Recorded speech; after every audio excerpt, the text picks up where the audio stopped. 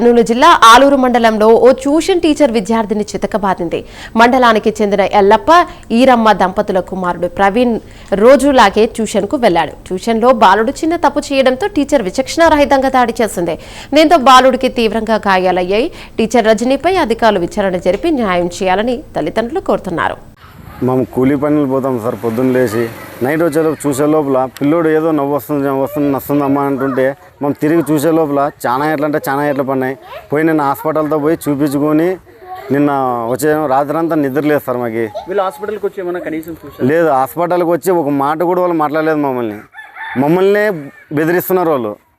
మీరు ఇంటికి ఆమె ఏమంటుంది, కాదు మేడం ఎందుకు ఇట్లా కొట్టినారంటే బుక్కలు చెప్పినా దానికి ఇన్ని ఎట్లు కొడతారంటే ఇంటికాడికి వచ్చి మీరు ఏం మాటలు మాట్లాడతారు పోండి అని మమ్మల్ని చేస్తున్నాడు. మొగుడు చూస్తే చాలా అతి ఘోరంగా మాట్లాడుతున్నాడు.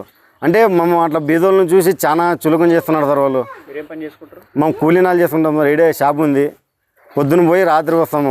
మేము పిల్లని చూసే లోపు మాకు అసలు మనసు అనేది ఆగడం లేదు. రాత్రి అంతా నిద్రే లేదు మా మనిషికి. పిల్లోనికి ఆ ఏట్లు పడే లోపల ఆ బడి మానేసి ఏదో కూలీనాలు చేపించుకుందాంలే అనుకుంటున్నాం పిల్లల్ని. ఇక్కడ సంజయ్ స్కూల్లో పనిచేస్తారు సార్ మేడం. ఇక్కడ ట్యూషన్ పెట్టిపోయింది. ట్యూషన్లో చాలా అతి ఘోరంగా కొట్టేసింది పిల్లల్ని. ఎప్పటి నుంచి ట్యూషన్కి వెళ్తారు పిల్లలు? చాలా రోజుల నుంచి, ఒక సంవత్సరం నుంచి పోతున్నారు సార్. సార్ అందరికీ నమస్కారం. మా పిల్లోడు ప్రవీణ్ అనే పిల్లోడు సంజయ్ స్కూల్లో చదువుకుంటాడు.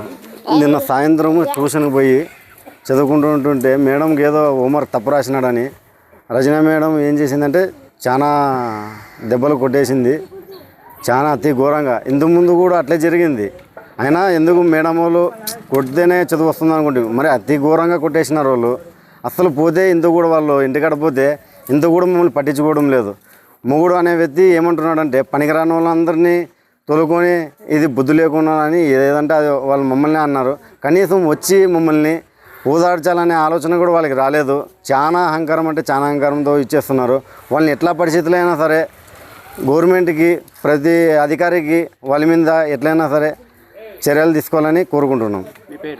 నా పేరు ఎల్లప్ప, నా భార్య పేరు ఈరమ్మ, నా కొడుకు పేరు ప్రవీణ్. ఇంతకుముందు ఏమన్నా ఈ విధంగా ఏమన్నా ప్రవర్తించారా? చాలా సార్. అట్లా కూడా ఎట్లా జరిగింది. కావాలంటే ఫోటో చూపిస్తాను.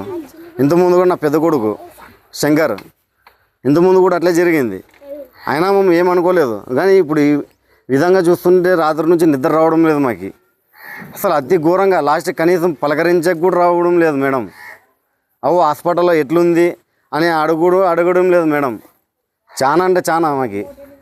అసలు వాళ్ళు ఎట్లుందంటే సౌకర్యాలు కూడా చెప్పాలనే ఆలోచన ఉంది. మాటల బీదోళ్ళని చాలా చీప్గా చూస్తున్నారు వాళ్ళు. అంటే మీరు డబ్బులు ఇస్తలేరా ట్యూషన్కి? ప్రతి నెల 900 కడుతున్నాం సార్ మేము. ఒకరోజు లేట్ అయినా వాళ్ళకి డబ్బులు కట్టేస్తున్నాం. కానీ వాళ్ళు మాట్లాడే విధానం చూస్తుంటే చాలా అంటే చాలా మాకైతే చాలా బాధాకరంగా ఉంది. మీ పేరు? నా పేరు ఎల్లప్ప సార్.